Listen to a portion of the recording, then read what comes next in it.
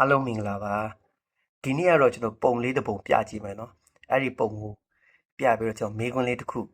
မေးထားပါတယ်အဲ့ဒီမေးခွန်းကိုကျွန်တော်တို့ဖြေကြည့်အောင်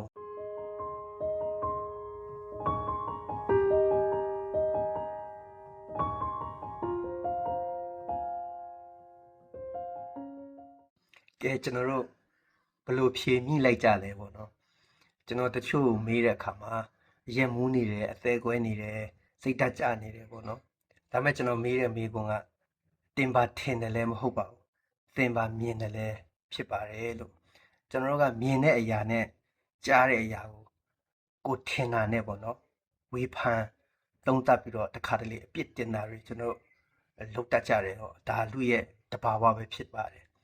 ဆိုတော့ကျွန်တော်တို့ကမြင်တာနဲ့ကြားတာကိုထင်တာနဲ့ချက်ချင်းလက်ငင်းပြစ်တင်ဆုံးဖြတ်လိုက်ဖို့မဟုတ်ဘူးဆိုတဲ့သင်ခန်းစာလေးတစ်ခုဖြစ်ပါတယ်